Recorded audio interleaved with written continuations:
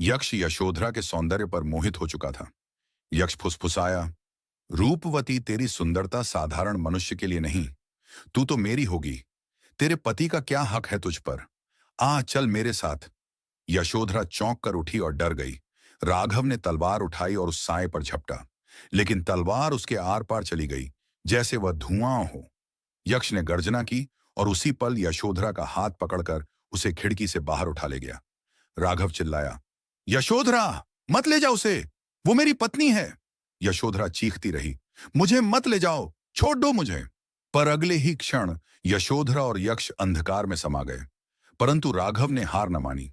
वह अपनी पत्नी की खोज में निकल गया। वनों पर्वतों झरनों को पार करते हुए मीलों का सफर तय किया। बहुत लोगों से पूछा, ऋषियों से, वनों में रहने वाले मनुष्यों से, पर कोई नहीं जानता था उस यक्ष को। सफर करते करते वह एक जंगल में पहुंचा, जहां एक छोटी सो पर्ण कुटी थी, परंतु वहां से अद्भुत रोशनी निकल रही थी। राघव कुटी के भीतर गया। वहां एक साधु ध्यान में बैठे थे। राघव थोड़ी दूरी बनाकर वहीं बैठ गया। कुछ देर बाद साधु ने आंखें खोली और बोले, राघव, तेरी पत्नी को यक्ष दक्षिण के वन में उठाकर ले गया है। राघव आश्चर्य से देखते हुए बोला, साधु जी, आपको कैसे पता ये सब?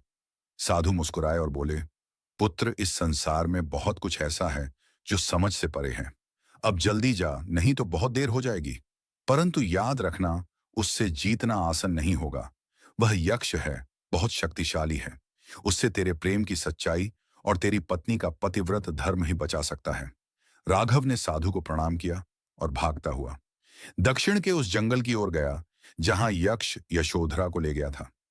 जंगल में पेड़ों की टहनियां ऐसे हिल रही थीं, मानो असंख्य हाथ उसे रोक रहे हों। उल्लुओं की आवाज, अजीब सी फुसफुसाहटें और दूर से आती स्त्री की चीखें जंगल को नर्क बना रही थीं। घंटों भटकने के बाद उसने देखा एक प्राचीन खंडहर, जिसके बीच में अग्नि जल रही थी। अग्नि के चारों ओर कंकाल पड़े थे, शायद वे औरतें जिन्हें यक्ष पहले उठा ले गया था। वहीं यशोधरा एक पत्थर की शिला पर बैठी थी, आंखें बंद और हाथ बांधे हुए। यक्ष उसके सामने झुककर बोला, हे रूपवती, तेरा पति तुझे बचा नहीं पाएगा।